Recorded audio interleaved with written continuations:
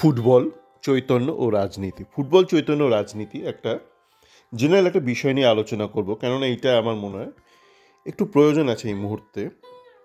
তো আজকে সকালে দেখছিলাম, মানে একটু আগেই দেখছিলাম, মানে আমি যেখানে থাকি সেটাকে একটু আগে সকাল হয়েছিল।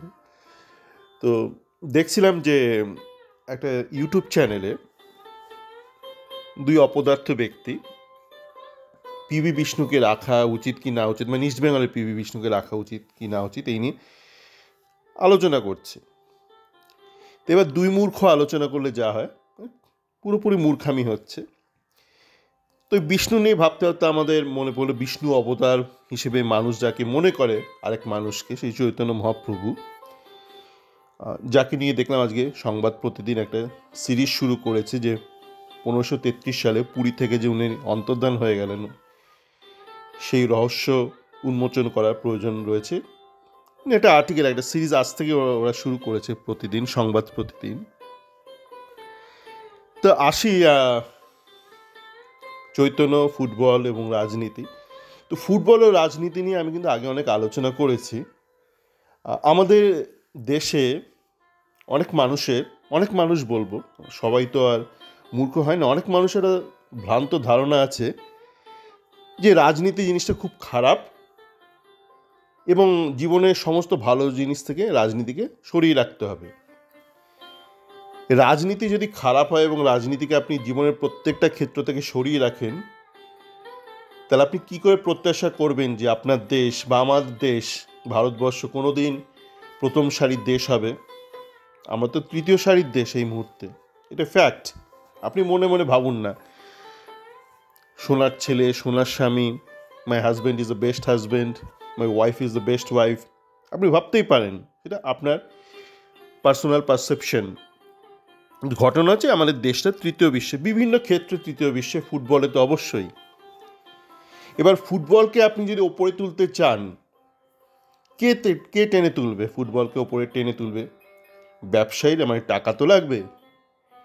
ব্যবসায়ীর সাথে তো রাজনীতি জড়িত চিরকালীন, সে অশোকের আমল থেকে,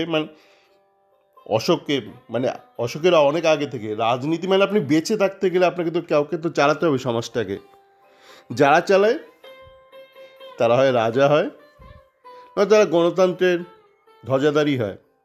যে সিস্টেমে আপনি চলুন না কেন, আপনার সমাজটাকে তো চালাতে হবে। যারা চালায় তাদেরকে আমরা রাজ বলি, তারা যে কাজটা করে সেটা রাজনীতি। তা আপনাকে ফুটবলকে তুলে ধরতে গেলে তো আপনার রাজনীতি করতে হবে, মানে যাদের দায়িত্ব সমাজকে চালানো তাদেরকে এগিয়ে আসতে হবে। এবার আসি চৈতন্যকে নিয়ে দেখি একই হচ্ছে, যেহেতু আমি দেখছি বিগত কয়েকদিন ধরে অনেকেই বলছি যে চৈতন্যের অন্তর্ধান রহস্য উন্মোচনের প্রয়োজন রয়েছে। গতকাল দেখলাম একটা টিভি চ্যানেল নৃসিংহপ্রসাদ ভাদুড়িকে ধরেছেন, এই যে রাজনৈতিক দল এই নিয়ে আলোচনা করছে, দাবি দাওয়া করছে। তো নৃসিংহপ্রসাদ ভাদুড়ি উনি খুব বুদ্ধিমান মানুষ, জানি না টিভি চ্যানেলটা নির্বোধ কিনা। তো নৃসিংহপ্রসাদ ভাদুড়ি বললেন এই রহস্য উন্মোচন যারা যারা করতে গেছে তারা কিন্তু সবাই প্রায় খুন হয়ে গেছে, অস্বাভাবিকভাবে তাদের মৃত্যু ঘটেছে। আমরা জানি তাদের মধ্যে অন্যতম হচ্ছে ডক্টর জয়দেব মুখোপাধ্যায়, যিনি জীবনের শেষ দিকে অনেকটাই পুরীতে ছিলেন এবং ওখানেই থাকাকালীন উনি এবং ওনার মা দুজনেই একসাথে এক প্রকার খুন হয়ে যান। সেই রহস্য উন্মোচন হয়নি, যদি ওটা 1995 সালে। অনেকেই বলছি 400 বছর আগের ঘটনার রহস্যের কী করে সমাধান হবে আজকের দিনে দাঁড়িয়ে, মানে চৈতন্য মহাপ্রভু এবং তার কিছু সহোদরের যে মৃত্যু ঘটেছিল সেই সময়। তো 1995 সাল, আজ থেকে 30 বছর আগে যে ডক্টর জয়দেব মুখোপাধ্যায় এবং ওনার মায়ের মৃত্যু ঘটল পুরীতে, সেটা এত সম্ভব আশা করি। এবং মোদ্দা কথা যেটা, সেটা হচ্ছে অনেকেই কমেন্ট করছে কী দরকার পুরনো এসব ঘেটে ঘুটে, মানে তারা এমন ভাব করছিলেন তাদের ঠাকুরদার জড়িত ছিল চৈতন্যের অন্তর্ধানে, এমন তাদের একটা ভাব যে তাদের ঠাকুরদাকেও জড়িত ছিল। জড়িত থাকলেই বা কী এসে যায়, তার দায়িত্ব আপনার ঘাড়ে পড়বে না। আপনার বাবা যদি ষড়যন্ত্র করে চৈতন্যকে খুন করে থেকে থাকেন, তখন তেত্রিশ সালে, আমি বারবার ভুল বলি অনেক সময়, 1533 সালে, তার 3 বছর আগে বাবর মরে গেছে, এটা মনে রাখার চেষ্টা করি।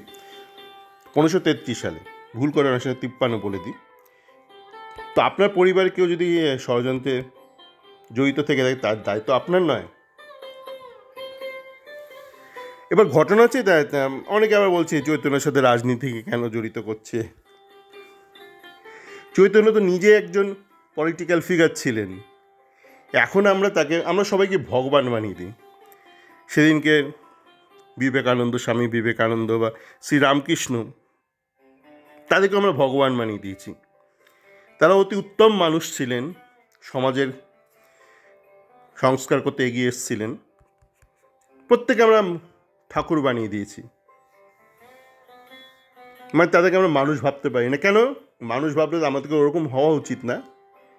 ঠাকুর যদি বলেন তা বলেন না, এনাকে ফ্রেমে বাঁধিয়ে রাখা যায়, এনার মতন হওয়া যায় না। কিন্তু আপনি যেই মুহূর্তে বলবেন চৈতন্য মহাপ্রভু তো মানুষ ছিলেন 1933 সালে, স্বামী বিবেকানন্দ মানুষ ছিলেন, তখন আপনার একটা চাপ এসে যায়, এ কি উনি ওরকম ছিলেন, আমি কেন অন্যরকম। চৈতন্য মহাপ্রভু সবাইকে নিয়ে চলতেন।